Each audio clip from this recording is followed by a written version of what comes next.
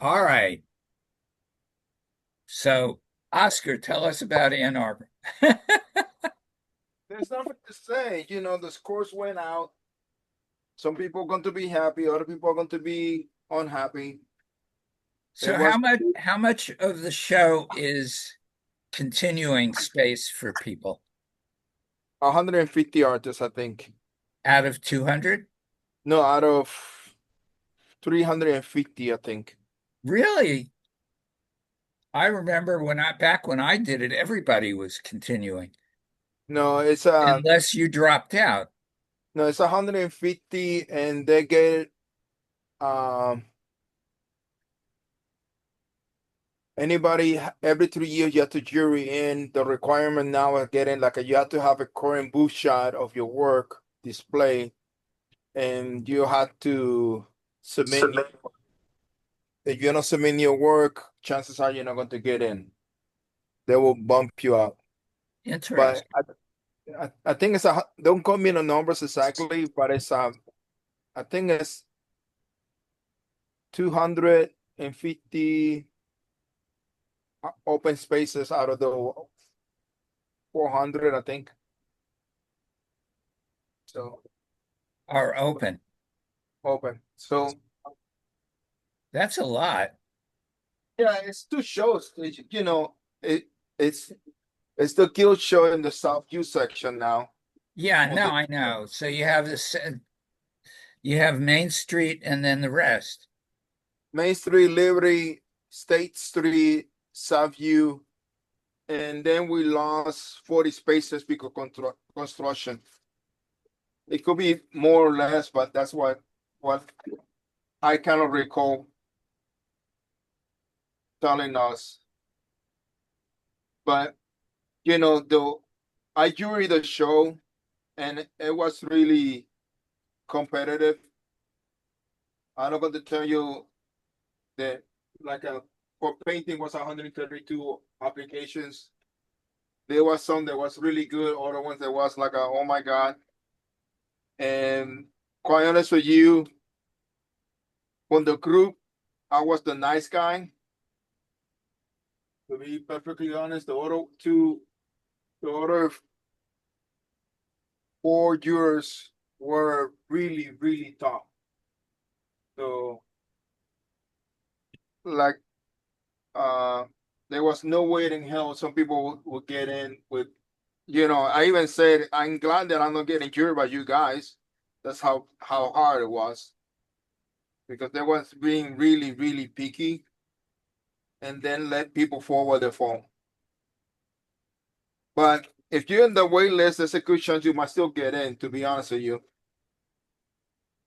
So Well, we're hoping.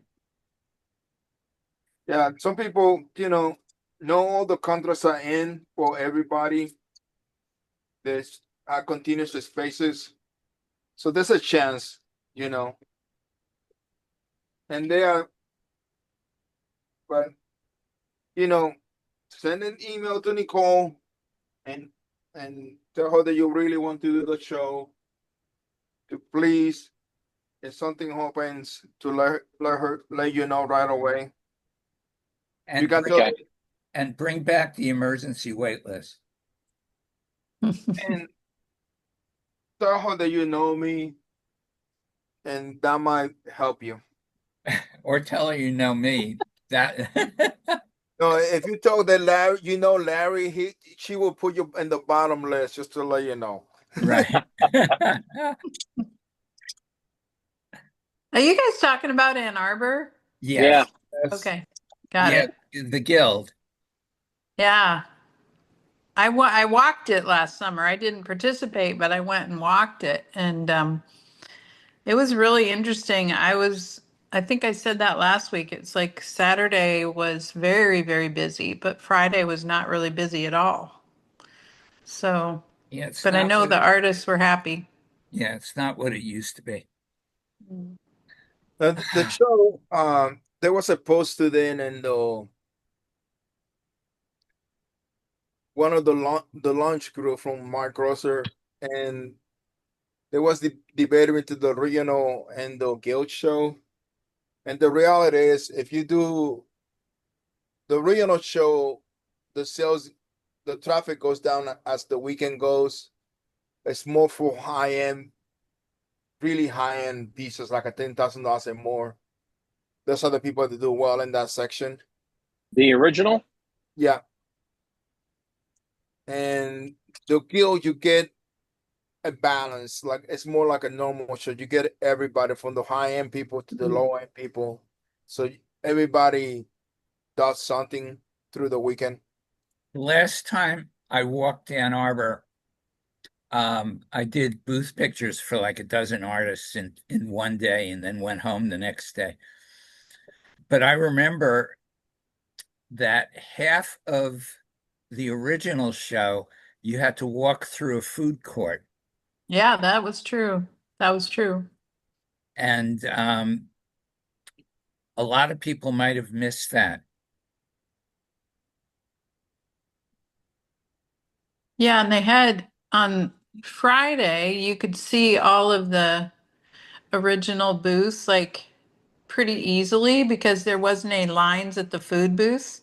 But on Saturday, there was such a mob around some of the food tents that went quite a ways back that I felt like if you were in the original show, you might get upset, Yeah. because they literally didn't care what they were seeing there. They just want to get their lunch.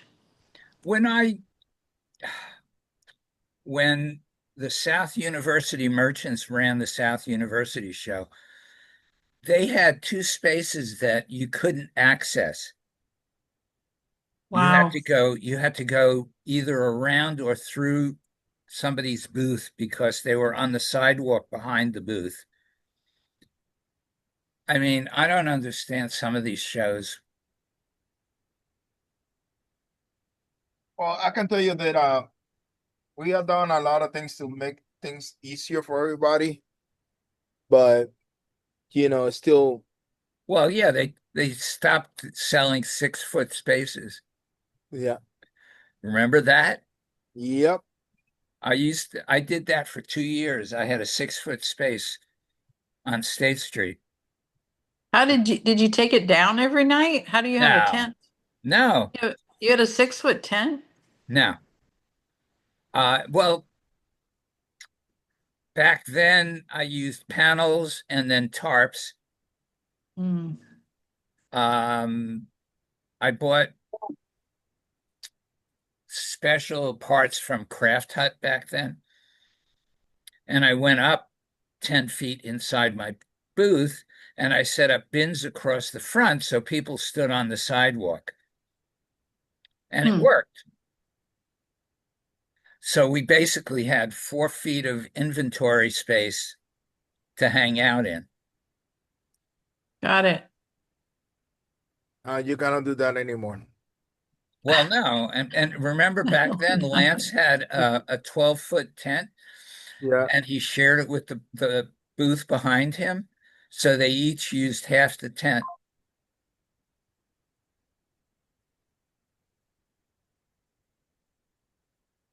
But those This are is the good. days. That was back in the 90s.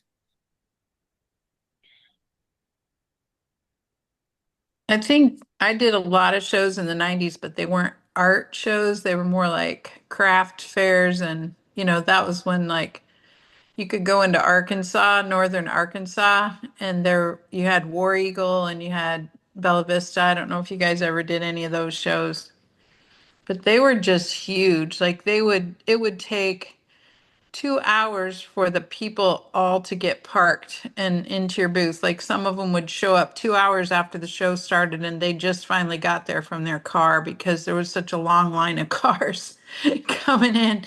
But I liked Ann Arbor this year because there were so many places you could park and walk in. Like you could, and I had somebody pick me up on Saturday, and you could just kind of tell them what street you were going to end up on, and they could pick you up. And they had a ton of those buses. The way they run Ann Arbor now is kind of nice because they have the buses at various corners, and you can just jump on one of those and go out to a parking lot.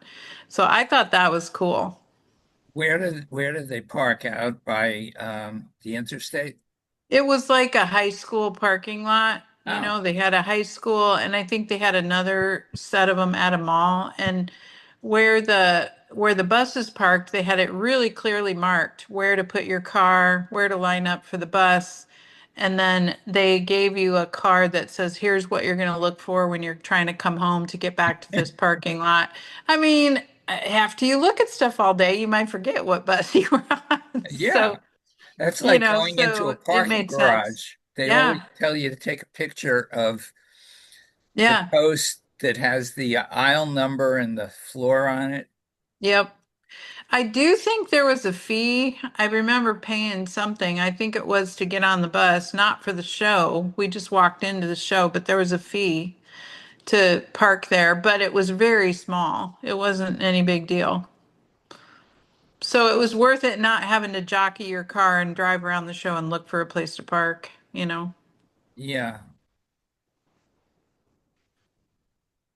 You know, there's a parking So, garage right in the middle of the show, yeah, probably, but I don't know if you but you could have to get to get it. it. Well, you have to get Yeah. in there early before the artists take up all the spaces. Yeah. Plus, it was just so congested right around the show, like with people, and it was just much easier to jump on the bus and let them navigate you out. So,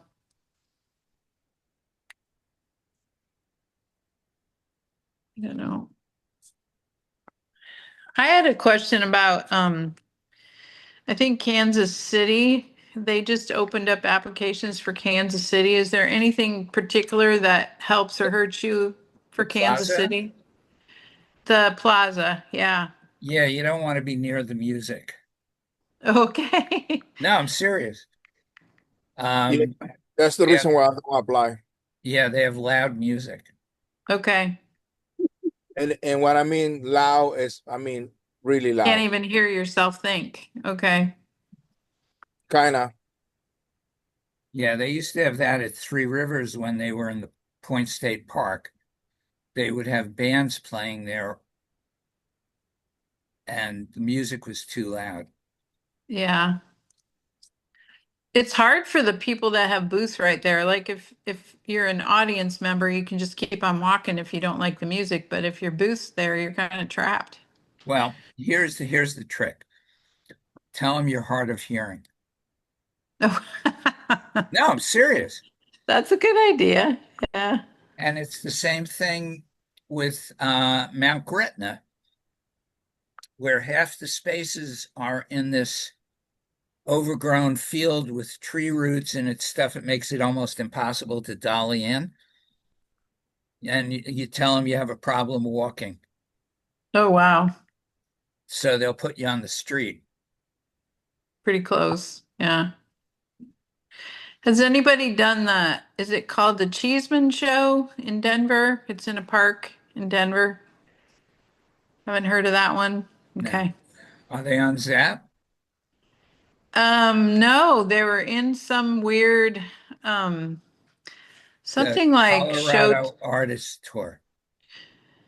no, what was the name of that thing? It was something about, like the tent show or something. It's put on by the Rio Grande people. You know, the one in Albuquerque with Yeah. they do that big indoor show with the huge tent. Well, that same promoter does this one in Denver, and they've done it 16 years now. And I didn't get into Cherry Creek, so I'm trying to see if I can get into that one. I just sent it off. They were supposed to find out in 2 weeks. Do you know who Jim DeLutis is? No, uh-uh.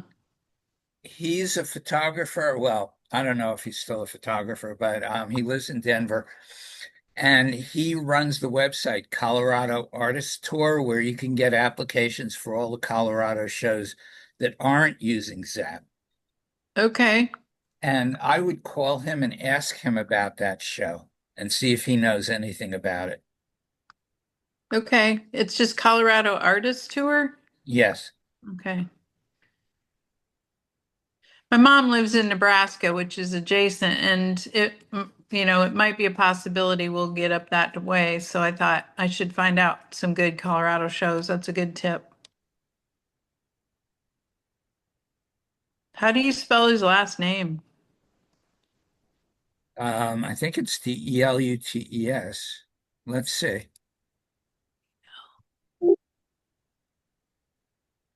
Belutes. Delutes. Yes. Okay. Okay, I got it. Thanks.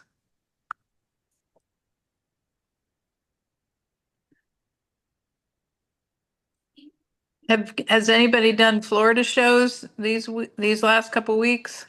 Oscar. Give me a second. What's good, Oscar? For that matter, what's bad? Same difference. It depends. Quite honest with you. Hold a second. I'm trying to do something at the same time I'm doing this thing with you guys. Yep.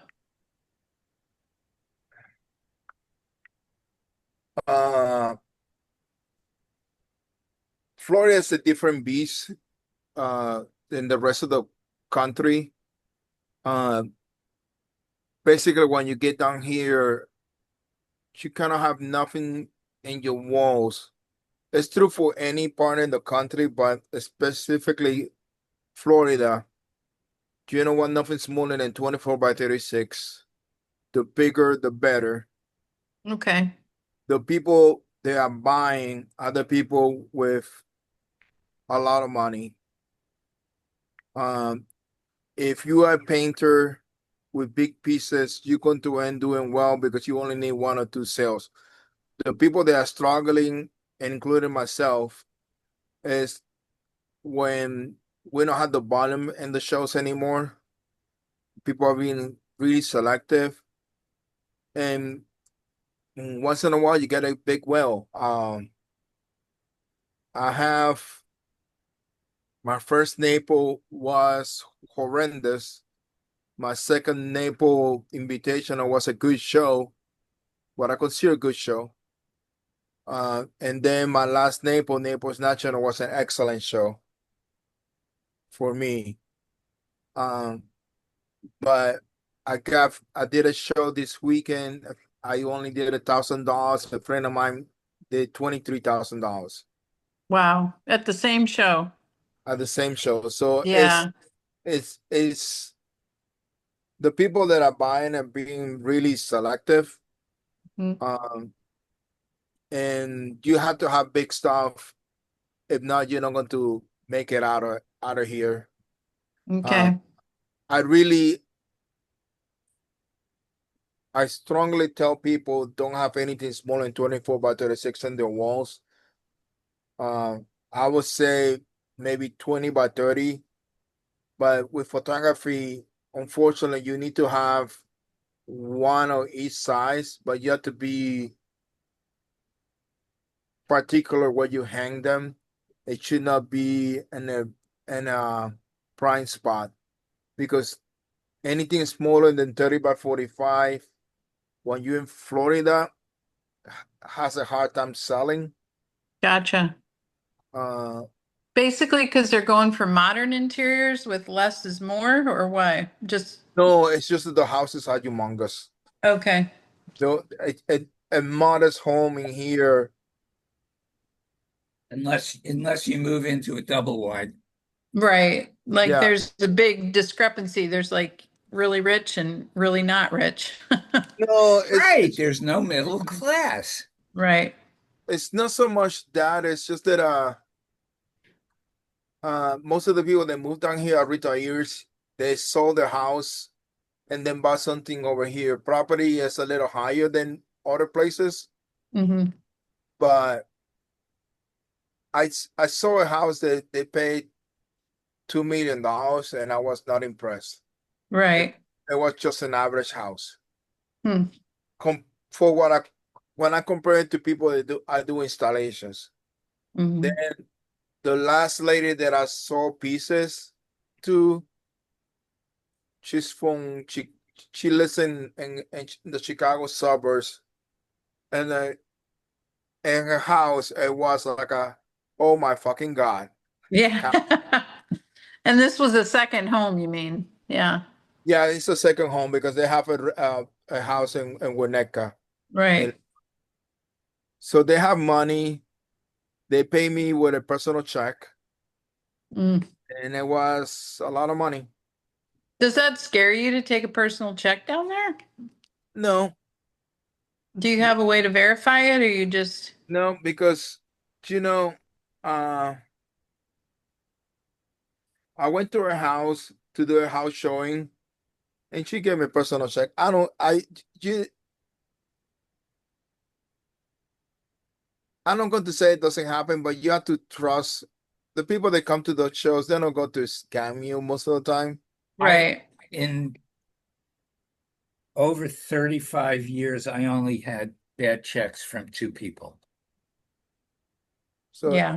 that's not the norm. So and and you know, if they give me a bad check, it's nothing I can do about it. It is what it is. Well, if you know where she lives, you can go knock on the door. Correct. And I But Yeah, do. I that's mean, I take checks if it's, I did interior design in Austin and I just hung a big commission on Saturday, and it was, I mean, it was just clay and wood, and it was over 3,000. And I said, that's fine, I'll take a check. And I knew she was good for it, because she's paid me with checks multiple times. But I just wondered if it was a random person you met at a show, you I know, no big deal. no big deal. Most of it's also the area. If I was in Miami, I would say no. Okay. But you know, like I said, I know what you're listening here. I know what you're listening to Chicago. So it's kind of hard. Yeah. Yeah. That's fine. But you know, I wanna you have to trust your instinct. If your gut say don't take the check, don't take the check. You Right. know, and if a person come to my booth, if that would have happened in my booth, I would tell you just please give me a credit card. Yeah. I see what you mean. Yeah. You know, but the shows are like I said, some people are doing ridiculous well, other people are doing really bad. Yep. The person that I told you sold $23,000, she's average over $20,000 per show right now. What's her average price point? Like, what do her pieces go for? $4,000, $5,000, $6,000. Okay. What kind of art is it? It's kind of hard to describe, so you have to see it in person. And I don't want to describe it because I don't want to. It's that was private conversation. Okay. Is it abstract? No, it's So it's really representational? representational and really unique. It's different from everybody in the shows. And there's another photographer. I forgot how you say her last name, but it's Sandra. I saw her in 3 shows in a row, and that woman is selling her work like crazy. She's having a phenomenal season, and she has lower price points, but her work is really unique, really different. I sent her information to my ex-girlfriend because she liked that kind of work. And she's a photographer? She's not a photographer, she's a theater artist. Oh, okay. Well, let me rephrase that. She's a photographer, but her medium is theater art. And she knows, and she and her husband know what they're doing really, really well. You cannot say that she doesn't know what she's doing. Do these artists have double booths or single booths? The theater photographer artist has a single booth. She tries to get a corner, she can, but she doesn't get it all the time. And then the other one has a double booth all the time. Okay. And you have to, and once again, the work is big, it's not small. You, um, Yeah, Marianne does big work. if you come down here to Florida or even to Texas, I would say the same thing. Or if you go to La Quinta, you need big work. Like a 40 by 60 should be your medium size.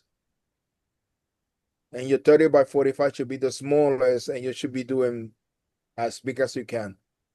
You know, this I'm doing Houston at the end of the month, and the last two times I did Houston, I was shocked how all my big stuff was selling and not my little stuff that looks nice, but it's under 200 bucks, and that was not selling. And I think this time I'm going to actually take a chance and just take almost all big pieces and put them in the booth a little bit lighter, not so tight, so they look like a real gallery and just see what happens. And that's another thing. Uh, I going to tell you. I was explaining this to my friends, and I even said that to the kids back in Chicago. You can you can go to Walmart, buy a shirt in there, a short pants or dressing pants, and the main thing that you have to look clean and presentable. Your booth needs to look like a gallery because you know those people with money will not come to your booth because they would think you that you are not your work. You presented your work like a your work doesn't match your image. Right. Not true for everybody, let me say that. But you you need to look clean and professional.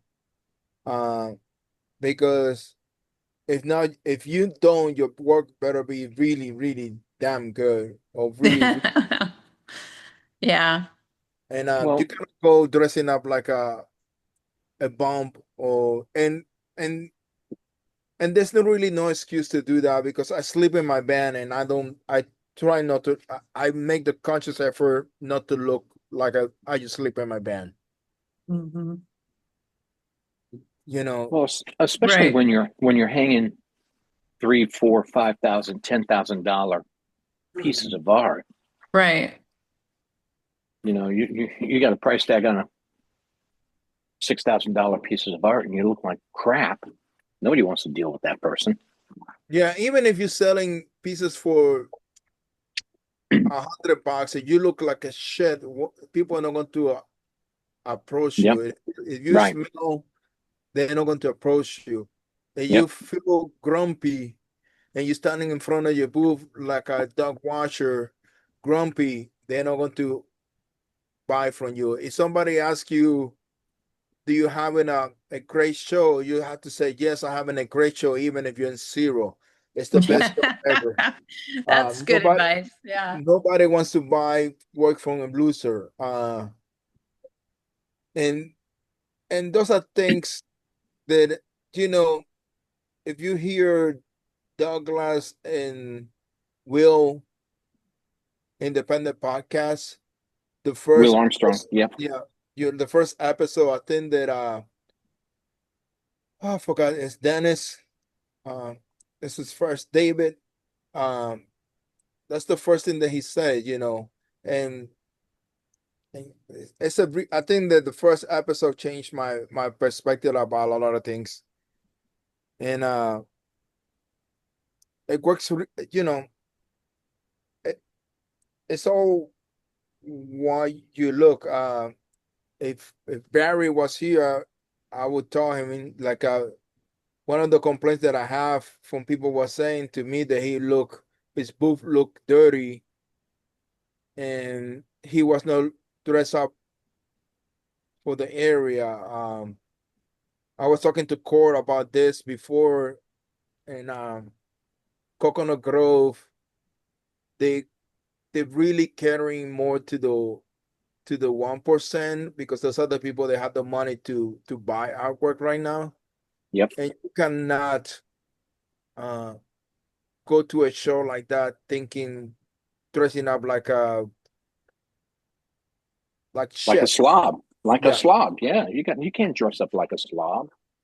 So I think the Coconut Grove crowd is probably similar. I've been to Art Basel, you know, in the first week of December, and those are all galleries. And then I went to multiple shows that week because Miami just basically has probably 20 big shows, you know, right around the time of Art Basel in December. And I'm telling you, those people, that the audience was dressed really high end, you Yeah. know? And Yeah. so I think they're used to that, you know, the couture look. And you can't always do that on a budget, but you can be clean and presentable. I always find black and white works well, you know, and maybe do it a little more designer. Don't do everything so nipped and tucked, you know, flowing stuff that looks kind of cool. For guys, even like the tunic shirts that look a little upscale, like you're on a vacation boat or something. I don't know. That looks good. It was funny because I saw a couple artists that were in the booths representing themselves at Miami Basel, and some of them were really dressed nice, and some of them looked like they just came out of the paint studio. Like they literally had messed up shoes and all that. And so in that case, they're probably trying to be that artist persona, you know, like I I kind of thing. I just I just know from personal experience, being Hispanic man, you don't want to show yourself undressed properly because that's you're Yeah. already dealing with that factor in their mind. So you need to step it up and be more conscious about your appearance. Um, Yeah, for sure. I didn't shave this last weekend and I was bugging me all weekend long, but you know, Yep. Yep. so Your head or your face? my face. See, and You know, that's I'm what's gonna funny. I tell my husband not to shave. I like stubble, but it's everybody's game, you know, everybody's different. I So, Oscar talked about attitude. Uh, yeah. I have this thing and I have to it's kind of a battle I have with my wife at times when she goes with me. But as soon as I pull up to the show, you know, to unload, as soon as I, you know, check in, I put on a positive attitude. Doesn't matter what happens. And it stays that way until I'm packed up and about 20 miles down the road after the show. Exactly. Then you can vent, And right? then, then I have been known to scream for 20 minutes, and, but that's just the way I do things. And if anybody asks, it's a great show, whatever. Um, and even artists, there's ways to say it's slow without saying it in a negative way. So, yeah. And I just personally don't like to talk. People always come and ask me how the show went. Um, and when I'm breaking down, and my philosophy is I don't talk about the show until the next day. I don't Yeah. want if it's good or bad, I don't talk about the show. And quite honest with you, based on my personal experience, the only people that I really tell them how much money I make are the people that I consider my closest friends. If Hmm. it's Joe But Blow from the street, I will say I have a good show. I'm moving on to the next show. And even if I have a great show, I tell them I'm moving on to the next show. The show Right. is over. I need to get ready. I have never in my life, um, I take that back. I rarely, very rarely. I mean, I think I've done it with Oscar a few times, but Oscar's probably the only person that I have ever asked a dollar value. And I've only done it a few times, haven't I, Oscar?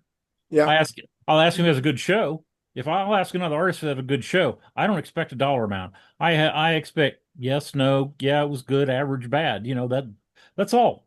Because a good And show I to think, me, yeah, it's because it's your show. And so if you did better than you did last week, it's a good show. But your number might not relate to anybody else's number, right. right? Yeah. It's a sample that I was telling you, the girl that's averaging $20,000. I was trying to tell her that you cannot. She was saying, "Oh, if I just make $3,000-4,000, that's a really bad show." And I told her, "You cannot say that to people, or even No, in the they'll forum, get mad. Yeah. because it depends on your medium. If you're doing paintings, I can understand why you think that $3,000, $6,000 is a bad show, because that means with your work, that means that you did a double booth and you only sold two pieces or maybe one. That's what I understand that. Uh, but you cannot say that because it's different from each medium. If I'm in a sculpture and my sculpture started in $10,000 and I only saw one sculpture, it's maybe a bad show. A good Mhm. show might be five sculptures, and Yep. you don't know. I You was cannot I say was number. I was next to a guy who had large, expensive pieces. He sold two pieces and he was jumping up and down. He only expected to sell Yeah. one. Well, if he didn't really wasn't really expecting to sell anything. He was Mhm. happy to sell one and jumping up and down because he sold two pieces. There's an artist in Austin that does intricate metal sculptures with, netting and sculpting of this metal. And she does beautiful stuff. And she will go to this Houston show and she doesn't want to sell anything. She just takes like 5 or 6 big examples of her work and then hands out business cards and talks to people. And she's like, what I'm looking for is commissions because she loves to look at their space and figure something out for them. And she's like, I've been doing this show at least once a year for 10 years. And she said, I've never not gotten at least 2 commissions. And her commissions are between 15 and 25,000. So Well, she'll it's go to that show to cast a fishing line, basically. right, and that's the other thing that people, some artists don't understand is that they just look at, okay, how much did I sell at the show? That day. Yeah, or for for the show period. But Oscar, I don't know, we've talked the last few weeks, and it seems like, and I may be wrong, but you've mentioned after the fact sales. It seems to me more the last 4 weeks than you've ever mentioned them before. Yeah, I've been getting after the show. I've been getting. It started last year, to be honest with you, but I I always give people my business card and I say, it's a, maybe not now, maybe in the future. And that's what I keep giving the card. You have to keep thinking about it. It's not just now. It's made for the next time. The person that bought a piece from me this last weekend, she saw me in Uptown Art Fair, and she been following me for 3, 4 years. How do you collect emails? Do you have a sign-in sheet by hand or do you have a tablet or how do you collect emails? I'm the worst for that. I collect the emails when somebody buys something from me. I got a Okay. sign sheet, but uh, from what I heard, if you put the sign sheet, and maybe Crystal has a better idea. Um, you put the sign sheet, or if somebody buys, what you should be doing is, and like what I should be doing is, every time somebody buys a small print from me, they should sign the email list while I'm running the credit card. Mhm. Um, I automatically ask them for it. It goes on the ticket. Ask them for their name and email address. Goes on the ticket. and No quite matter honestly, what, even on a $25 sale. Mhm. and I should be getting the information because after the audit last year, they was wondering, are these are legitimate sales? You don't have no names in there. I said, yeah, but I can match it down to my Square transactions if you want to. Right. But you really have Well, the, not always can you match. I mean, Square limits sometimes what you can see. yeah. And if you run a card on Square and it gives you the option of emailing them a receipt because their email address is already in there, that doesn't mean you can get their email address. No, I know, but you can match like because I enter my things in QuickBooks, I can go to that day and match it with the Square transactions. But you really should have the name email and phone number. You might not need the address, but you need to have at least a way to contact that person.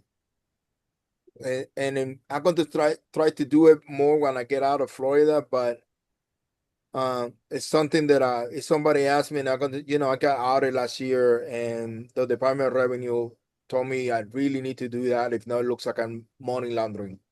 Right. I have Squarespace is where I load my products because they're all one of a kind. I load them up on Squarespace. It makes it rough because I have to photograph everything, before I take it. But then when they check out, I get their email right then. But I guess what my thought was, I need to get emails of people who didn't buy something, but that Just really liked the work because those people might come back later and buy something, I another have show. I have a sign up sheet. Okay. Um, We have a sign up. We have a little book we bought off of Amazon. Some emails, name, email, and then another column that says comments. So it's like when they come by and they liked a painting, Wondrous. I'll get their name, put their email down, and then in the comments I said, really liked Wondrous. Maybe would like a print, and then I'll Okay. just follow up with them. And I ask everybody who comes in the tent, would you mind if we took your email address so we can, when we get back here next year, we'll send you an email. Sure. I don't. I have a sign up sheet, has basically the same information Roy just said. I have, um, it says name. Next to the right of that, it says email address, and then under it, it says interest. Yep. There you go. And there's the whole line for them to write an interest. And so, I think I can do maybe 15, 20 names on one sheet, and I just have it on a clipboard. Now, one thing that I do is I have a little easel and I stand the clipboard up so it stands up so people see it. It's not Mhm. laying down on the counter. Now, are you putting those in MailChimp or what are you using? I'm I put using it in something MailChimp. I'm using something similar to MailChimp, but I have been really bad about sending emails out to people. Well, mine is connected to my Squarespace, but I have to pay like an annual, it's like $25 a year or something. But they have a place where you can tag it as something. So you can actually tag it for whatever show you did or whatever state you were in so that you could actually just pull a list from that state I and this shoot it off. I don't know if that's worthwhile or not. this two I I have mine are tagged with the show. there's two line of thoughts about that. You can keep the information, and anybody that bought your pieces from that show, you email them. But that depends how often you're sending emails. I send one newsletter once a month, so I send it to everybody, regardless if Gotcha. it's going to be in the show or not, because it's a newsletter.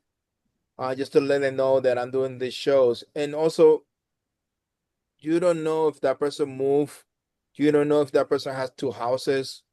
You don't know the situation of the person. So you can, but if you're sending emails every week, you better target specifically for what show, because it gets, then you're going to get a category like a spam email, and that's the problem that you might run to.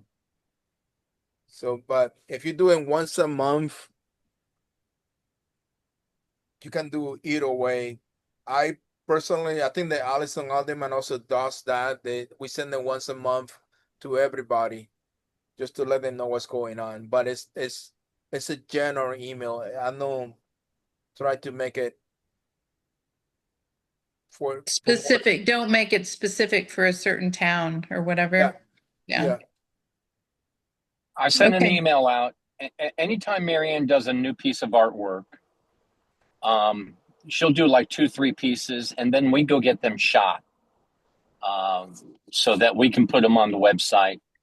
And when we get them shot, I get the image back that's really nice and clean, as opposed to taking it with my iPhone in funky light. And I'll just say, excited to, just really generic, excited to announce my latest work. Here's Amarillo. It's a 30 by, it's a 2x4, and it's available for sale. And we're headed to this show in April. That sounds good. Have you ever sold a piece after loading it on the email before it ever got to the show? Yes. Okay. Yeah. Because they've We seen her and they kind of trust the quality. They liked the colors better or something that they saw.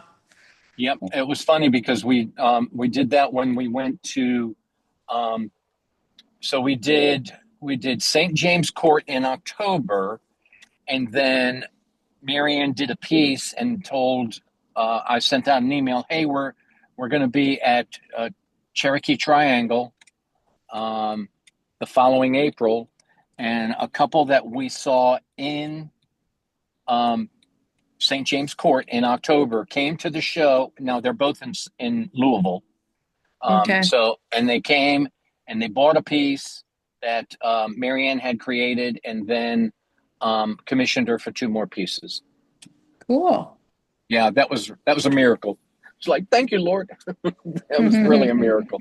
It only But happened that I one bet it time. made your show though. It made your April show. You were Oh my like, "Whoa." gosh, it really did. Yeah, because we didn't sell anything in April at Yeah. Cherokee. Yeah. And we have done a bunch of shows that were zero shows. I mean, a lot. We did a lot of Florida shows, and we didn't know what the heck we were doing anyway. But that attitude of we show up at a show, and it's like, we're here, we're excited, and even if we have a zero show, we're still positive because you know I remember, I think it was either on one of the independent artist podcast, or another artist told us. I can't remember. It was because it was like several years ago, but no, it was an artist. It was an artist at a Florida show. It was like our second or third show.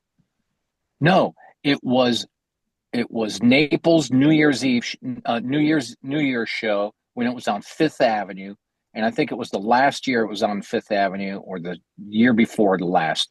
We were down there, and it was a great crowd. We didn't sell anything, and one of the guys said, sometimes when you have a painting that's $4,000, $2,300, $8,000.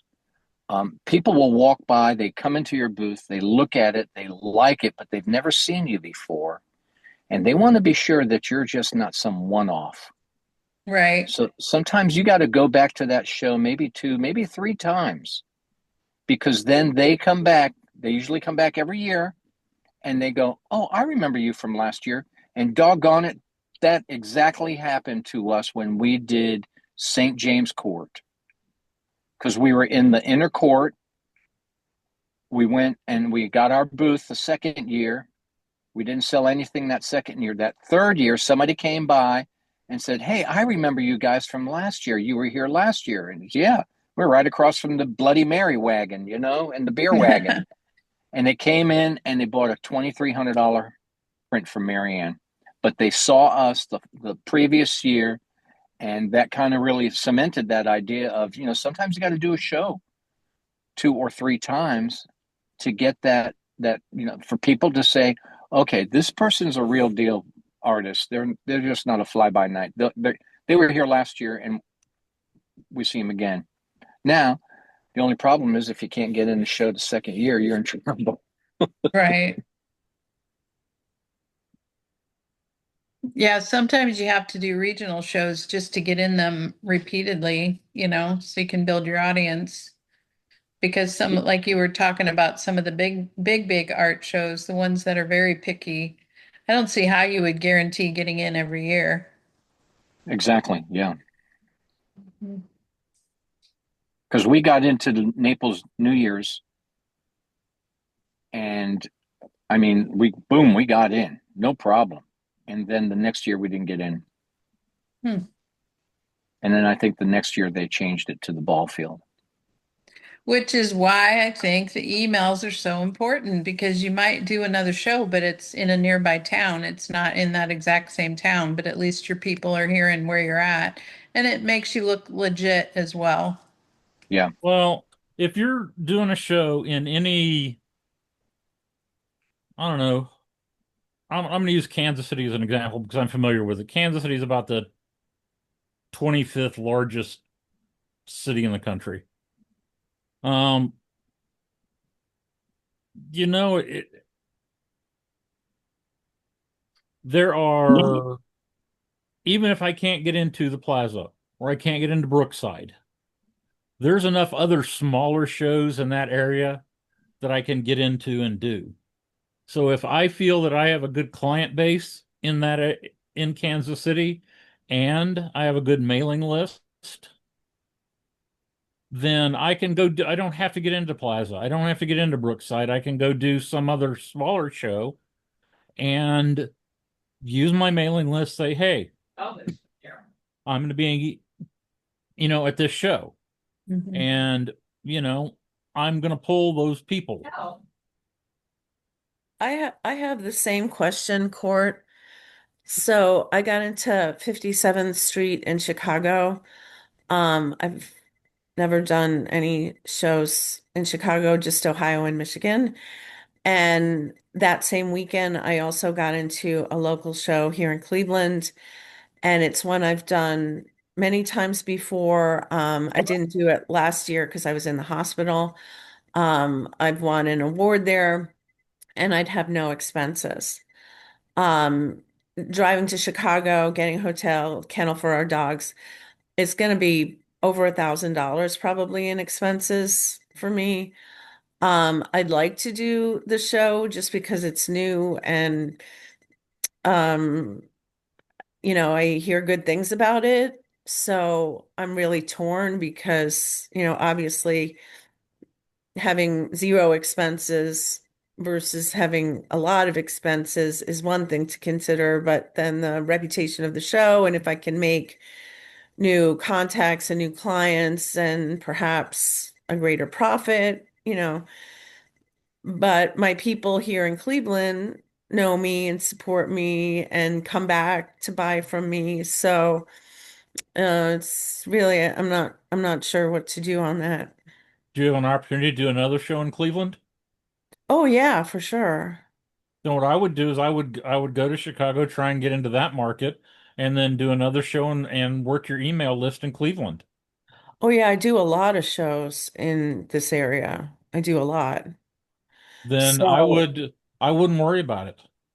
I would go do if you want to expand and Roy, I'm dealing with exactly what you mentioned earlier about um especially people with bigger higher end pieces. They want to see you a couple times at a show. Um, I am this year not well, I can't get in any shows with the new work, first of all, but I know that shows that I do this year, I'm going to have to go back to and try again next year if I can get in, because they want to see you again and again. Um, I'm going to Yeah. tell you one thing about 57th Street. That's my neighborhood show. Um, and the good thing about 57, once you get in, you're in for 3 years. Wow. So they yeah, don't. they said that, yeah. So if you assuming that they jury photography this year, which I don't think so, but when they you don't have to worry about getting to the show until they jury photography again. Um, the show gets good traffic. It's graduation weekend for University of Chicago. Uh, but it's an up and down show, and I don't know how things are going to be in 3 months from now because of the thing with Iran. There's a lot of foreigners going to that school, and in Chicago. I don't want hotels is not going to be cheap. I would strongly suggest you try to find an Airbnb in nearby or in an hotel in the area. And if you're going to do the show, book the hotel now because I it's going to be did. it's Yeah, going to I did. I did. I did. It was like $120 a night. I can't believe I found it. It's only like 8 blocks from the show. It's incredible. It's this teeny tiny little hotel. And on their website, they say, we're not like every little hotel that wants to become this boutique hotel and upgrade. We're just bare bones. You've got a room, you know. So I did book it, not knowing if I was going to do the show. But so yeah, sorry, Oscar.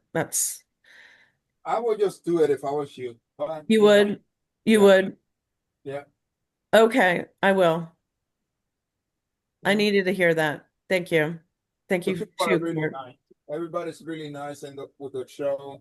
It's run by volunteers, and it's about six or eight volunteers running the show.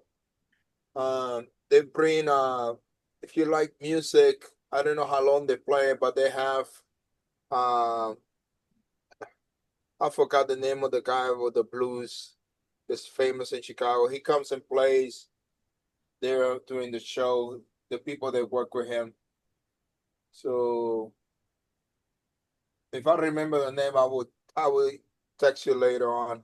Okay, thank you. Well, But thanks, guys. I appreciate that. That's helpful. It's just uh, it's nerve-wracking, as you know. I'm not one who's branched out what that a far. second. How are you going to do that show if you're doing Grand Rapids at the same time? Well, that's the other thing. That's the other thing. I got into that. I got into 3 shows that weekend. I got into Art Birmingham and I already paid my booth fee for that. Okay, I already paid my booth fee. Um, I got uh accepted to East Grand Rapids, which I was gonna do, but then I also got accepted to 57th Street. So, what do you think, Oscar? Grand Rapids has potential, but I will wait Hmm. out to see how it goes this year. Yeah, yeah. I'm not doing Grand Rapids. I'm You're doing, not? and there's other people that I know that live in Grand Rapids they do 57th Street over Grand Rapids. Oh, really? Yeah, but don't tell that to Bonnie because Bonnie's going to be pissed off at me. No, I won't. I promise. I promise. I remember though Oscar, I remember you here in this Zoom when she asked what we thought would be a good weekend for a new show, or maybe she emailed it or something, I don't remember. Um, she she was saying a few weekends and you told her, well, 57th Street is this weekend, Old Town is this weekend, Columbus is this weekend. You ought to think about that when you're choosing weekends for a new show. I Yeah. remember that. Also, she also brought it. The reason why they settled down in that, well, the reason why we settled down in that weekend is because after the second weekend of July, Grand Rapids become a ghost town. So that's what is the first weekend of June. That's the whole reason why it's that weekend. If Why not, does it become a ghost town? because everybody goes to their vacation homes. Oh, Grand Rapids is a really wealthy area with a lot of conservative people, and it's going to be interesting to see how it goes. uh-huh, But it's a potential of being a really good show. They only have like a 90 artists. Maybe they may get to 100, uh-huh, but I don't recall the amount that they got in. I can check out my email and tell you, but uh-huh. um, No, it's okay. It's okay. So, but No, I, well, I only had like two Chicago shows on my radar because of you were 57th Street in Old Town, and I didn't get into Old Town, but I got into 57th, and like you say, Court, well, just if you want to expand, if you want to try something else, then you got to do it. You know, you just can't talk about it. You got to do it. yeah, don't be like Barry. Like Barry. Yeah. Don't be like Barry that says he's going to do something and never does it. Okay. What, like move? Did What? he move? Did he move? No, Hell no. he's No, he's dentist, waiting until they throw him out. I the dent, gave him money. Okay. I gave him money. Mhm. It's fine. It's fine. I just wish he would like, Move yeah. he should move, but the dentist won the case, so she cannot get it thrown out. So he's going to stay there, I think. Oh, until the dentist's contract runs out. yeah, another 5 years.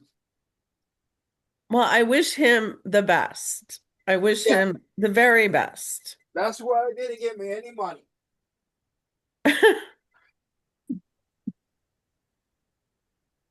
And I love the guy, and I call him and I check on him all the time. Yeah. I couldn't do that. I couldn't live with that uncertainty. Me neither. But me neither. You know, the reason when I bought the trailer and parked the trailer is because I wanted to have a place that I call home when I'm down here in Florida. I don't have to be begging for people to let me stay with them. I don't want to be spending every year the Airbnbs and hotels are going up in prices. I don't want to stay so somebody and you say the wrong thing and then the next thing they throw you out of their house. And you have to be walking in eggshells. So, but that's Hey, I used to sleep in my truck. I had a box truck, and on the front lawn of an artist's house Mhm. whenever I did Florida shows. and that's what my band is set up to for me to sleep in the band. And I got a privacy tent and where I can shower. And if a friend of mine lets me go to the hotel room and shower, I will go there. If not, I just shower in the band. So, but you, I don't know. I cannot. My only fear in life is to be homeless because once you get to that path, it's really hard to get out of there. Yeah. And I don't care what people say. It's really, really hard because you basically they start looking you like an a stable person and all the everything that comes with that. But that's just me. No, that's true. I So, told my husband yesterday, we were just coming back from somewhere and we're just passing by a bus stop and there was a guy just he had a cart, and his three bags were in his cart. And I was like, man, I'm really glad I am not living out of that cart right now, that's everything that I have. And complete uncertainty and complete cold. And I mean, it's just unimaginable. It's unimaginable. Like you say, uncertainty and hardship.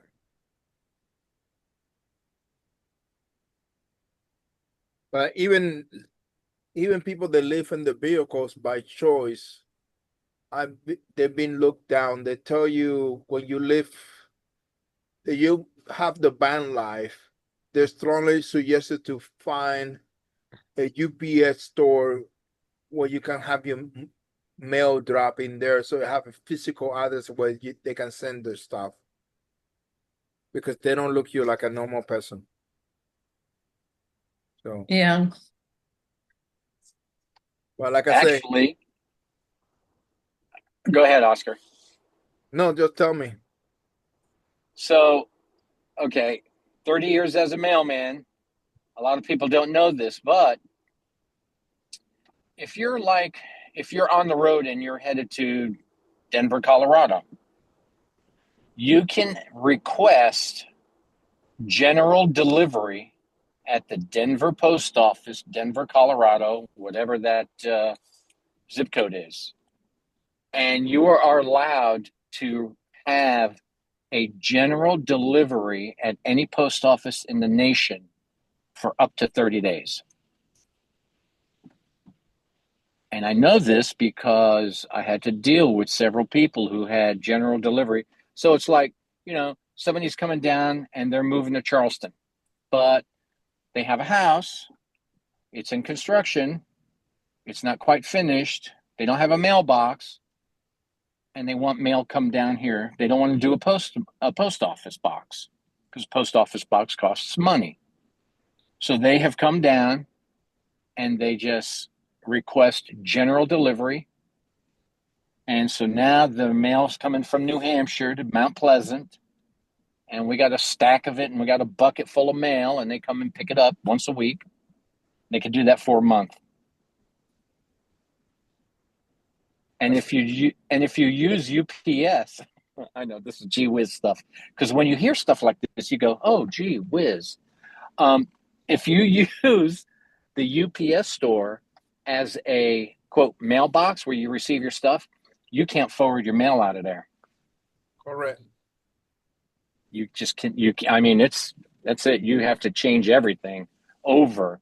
You have to let all your correspondence, your bill, whatever bills you got coming in, you got to let them know that you're moving because you can't get any mail forwarded out of a UPS store. Hmm. So that's gee whiz stuff for today.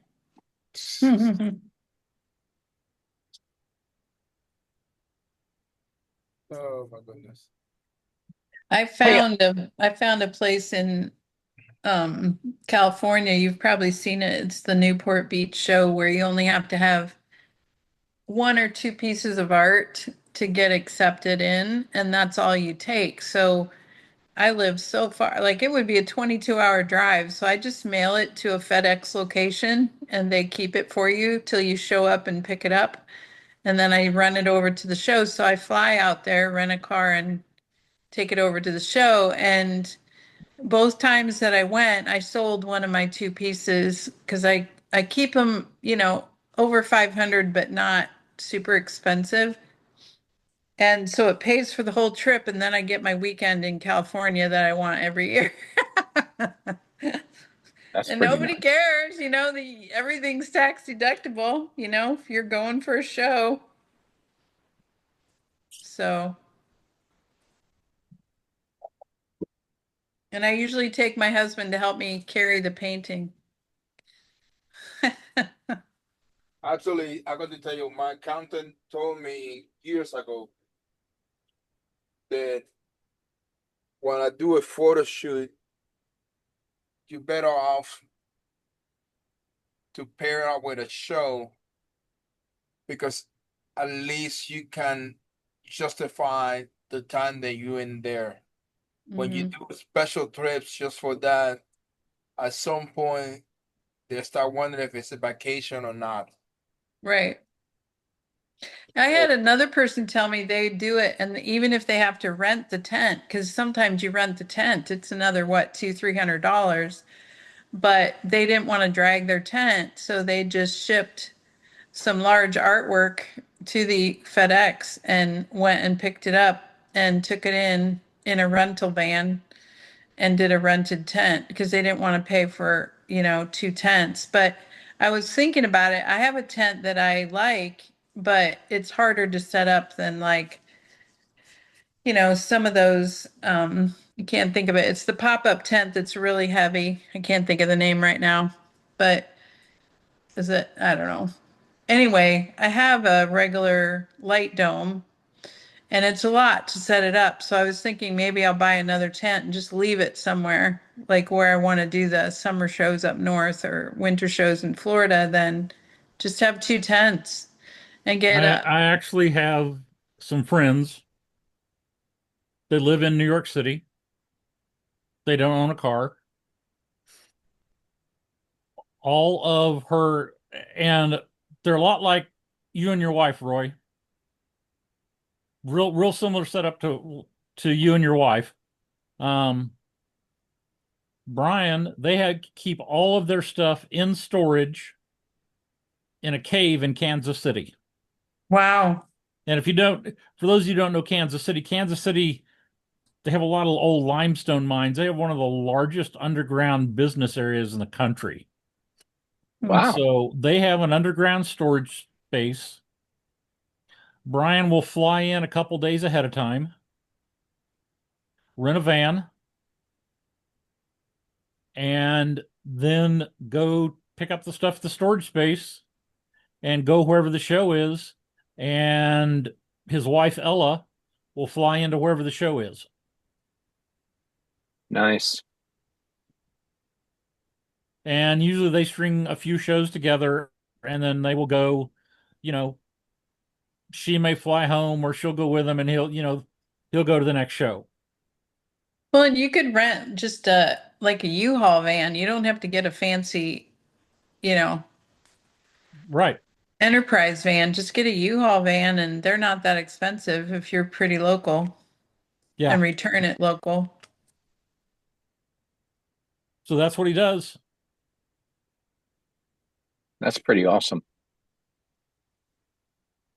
Well, And they we've been decided talking on about. Kansas Go ahead. City because that's central to most of the shows that they do. Okay. I think Kansas City is a 26-hour drive for us. Yeah. Let's see, out of So, Kansas City, you are, let's see, about 8 hours from Dallas, Fort Worth. right. Um, you are 3.5 hours from St. Louis, 3 hours from Des Moines, about 8 hours from Denver. Um, and those are, some of the top shows in the country. Yep. We were talking about, think we might want to do an RV and pull a trailer when I retire. And I know a couple artists that do use toy haulers. okay. Yep. I would Well, suggest it to a hauler, to be honest with you, because the other thing is you have to think about if you go in an RV. oh, no, I mean like a Ford Transit van. This is what I So, would do. No, to be honest with you, the easiest thing is to have your stuff in the van and pull up a good traveling trailer with you. If you try to, because in some shows, you're not going to be able to pull up an RV. Like if you go Yeah. to Down Fair, that's not going to happen. If you go to Philadelphia, that's not going to happen. So you have to be able. You're better off having a way to detach a traveling trailer and then just go to the show with your van or your vehicle. Now, uh, this is the little dirty secret about RVs. If you're going to buy one, use one, because then the person have already deal with all the problems they might have. yep. And if you buy a new one, just suck it up and buy an A streamer. Mhm. If you're going to be moving it left and right, because if not, the traveling trailers, they are put together just to last maybe 1, 2 years. Yeah. Mhm. Yeah. So you have to, if you're going to spend the money in a streamer, or pray to God that whatever you buy is going to hold. Don't spend money. I would say don't. if you buying a trailer, don't spend more than $25,000 on a traveling trailer Right, right. because they're going to go back. You're going to have if you're buying brand new, you're going to have a lot of issues. Sure. Yeah. And I don't want to take that depreciation hit. When you buy something new, you take a Yeah, that's what if 20. you think an A streamer would be the only See thing you that holds later. value. Yeah. That's the only thing that holds value. Everything else, it doesn't. Even I saw an A streamer totally run down, falling apart, basically skeleton only. It was still $7,000, and you have to redo the whole thing. Wow. So, Yeah. Okay. Okay. so Well, I'm glad you said something about that. yeah, Can I can that's I ask Larry a quick question? Because I gotta run. Sorry. yeah. Larry, did you get those pictures I emailed you to see if those were good enough to send for Plaza? No, Oh, I sent them to you last week. right. Send them again. Okay. All right. Will do. And Thanks. put something in the subject line. If you leave it blank, it goes into spam. Oh, well, I didn't leave it blank. Let me see. Um, I'll look it up. Evidently it didn't go out. Okay, I'll look there it you up. go. Yeah. Well, no, I don't know. So I Multiple emails. yeah, I'll send you with a couple different titles. Okay, sounds good.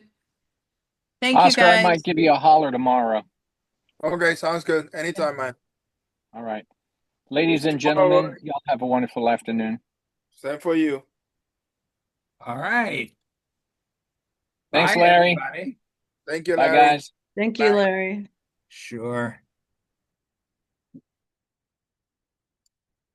Bye, Katie.